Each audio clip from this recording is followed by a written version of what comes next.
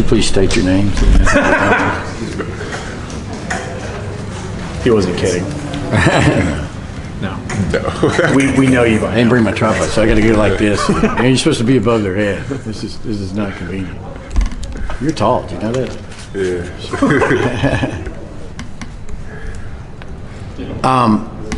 I guess it's become. I think I've quoted you every week saying, if they don't score, they can't win. But it appears that that's really a motivation for this defense now. I mean, it's not just outscore the other team, but it's leave them scoreless. Is that accurate? Yeah, that's definitely accurate. We play old school football, physical smash mouth football. And back in the day, they weren't putting up too many points, so we just try to bring that old school fashion, intense, grimy football back. That's no disrespect to Vanderbilt, but they're not a team that's put a ton of points on the board so far this year. I mean, so does that even get you more excited, or more motivated going into it? Not really. I mean, each week we come in with the same game plan, same approach. We're going to play football, our brand of football for 60 minutes, and whatever happens, happens. We don't look at the scoreboard, whether it's 0 or 40. How nice has it been to get some fourth quarters off this season and see some young guys play, but also just, not being out there grinding for 4 quarters the way you guys did every game last season?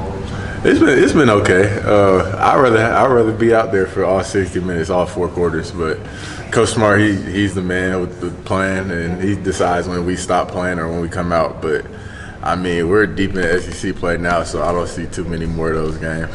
Coach Smart said on Saturday, this is Mel Tucker's defense. What exactly is Mel Tucker's style in leading this defense? Energetic.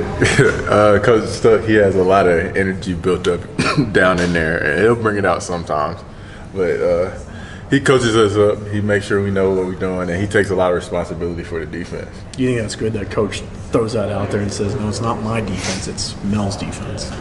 Yeah, I mean, Coach Tuck is the defensive coordinator, and Coach Smart, he's the head coach. So they have their jobs and responsibilities. So I guess they're dividing it up for y'all. Yeah, obviously this is a new year, a new Georgia team, new Vanderbilt team. But do you guys look at that game last year, the homecoming game, as sort of one that got away and one that you have a chance to make up here? Yeah, that was a tough loss, but I mean, we're past it now. We're just trying to build on what we have going and just stay consistent and just keep getting better as the season goes. Lorenzo, Coach Smart kind of talked about how Walter Grant is kind of the backup in terms of the role that you play on defense. What do you kind of see from him, and how do you feel like he's kind of in that role? He's done a great job just coming in and learning. He's learned a lot of the defense. He had the summer to spend with us, so me and Bill, we took him under our wings and just made sure he knew everything. He was prepared. And then once the camp got around, he just thrived, and he's a football player, so he knows what to do when the pads get to going. Lorenzo, did you see this coming for this defense just because you had so many guys coming back, or what's kind of led to you guys performing like you have the last few weeks? Preparation.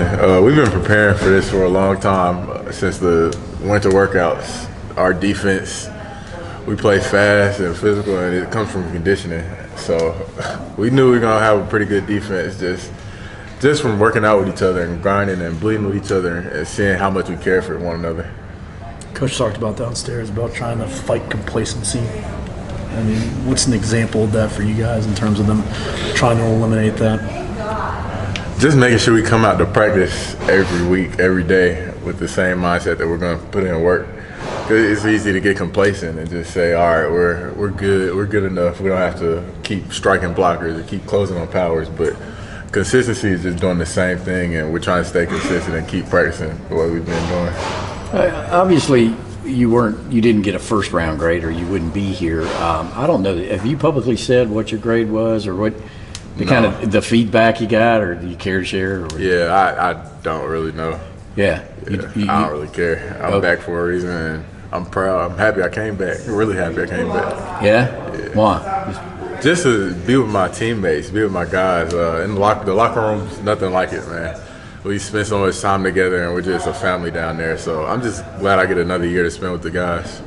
through 2 SEC games, you guys haven't given up a single touchdown. I mean, obviously that's always going to be the goal. Was that ever something that you actually saw as possible coming into the season?